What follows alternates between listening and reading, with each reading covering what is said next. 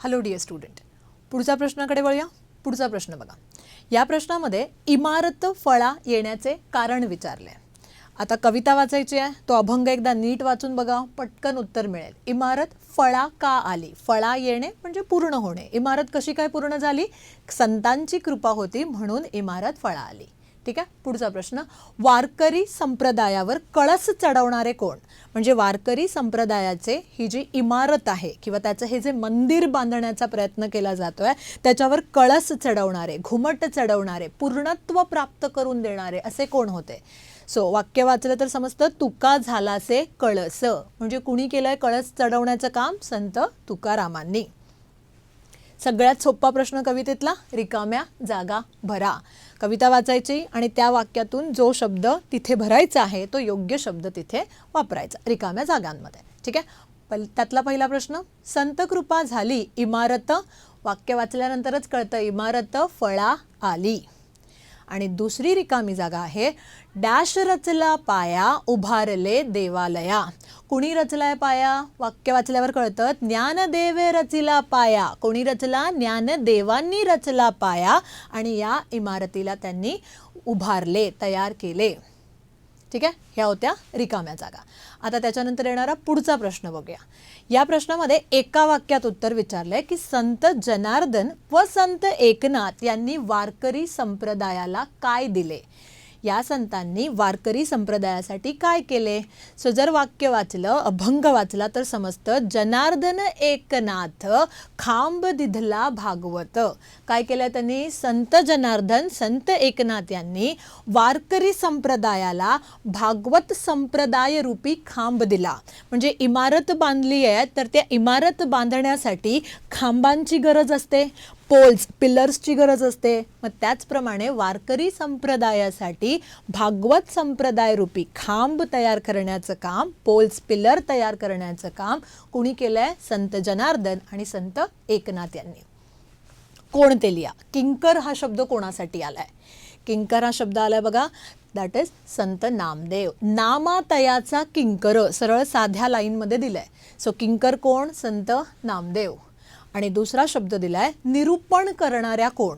निरूपण म्हणजे व्याख्यान करणाऱ्या, त्याच्याबद्दल सांगणाऱ्या, बोलणाऱ्या, लोकांपर्यंत हे ज्ञान पोचवणाऱ्या कोण आहेत? संत बहिणाबाई, ज्यांनी हा अभंग लिहिला आहे.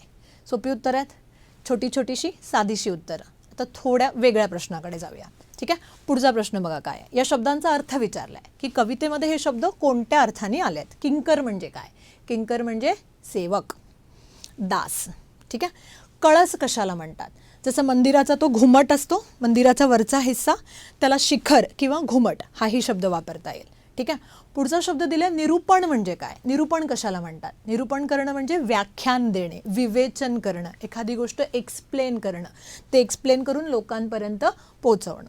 आणि उभारिले म्हणजे उभारले, तयार केले, पूर्ण केले, त्याला म्हणतात उभारिले.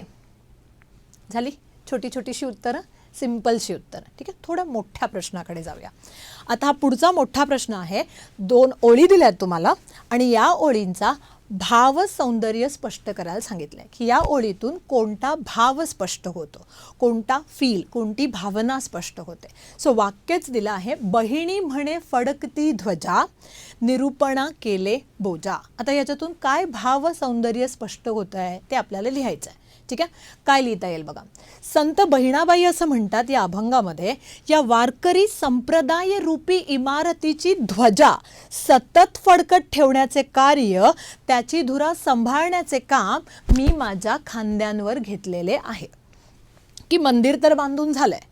कोणतं मंदिर? वारकरी संप्रदायाची ही इमारत किंवा हे इमारत रूपी जे मंदिर बांधलं गेलं आहे, वारकरी संप्रदाय जो आहे त्याची सगळी तयारी झाली आहे किंवा त्याचा घुमटही घालून झाला आहे, सगळं पूर्ण झालं आहे. आता त्याच्यावरती जो ध्वजा आहे, त्याच्यावरती असणारा जो झेंडा, जो फ्लॅग, तो फडकत राहिला पाहिजे.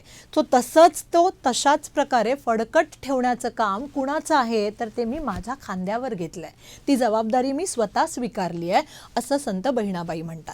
त्या म्हणतात ती एक प्रकारची जबाबदारीच आहे माझ्यावर की वारकरी संप्रदायाची ही ध्वजा, वारकरी संप्रदायाचा हा जो झेंडा आहे हा सतत फडकता राहिला पाहिजे आणि ही जबाबदारी मी स्वतःच्या खांद्यांवर घेतली आहे.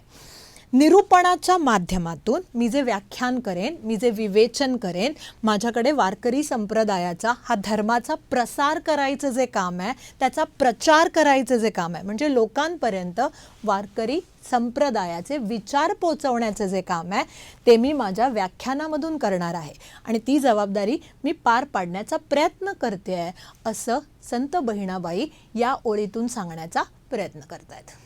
सोपं आहे की नाही बघा उत्तर?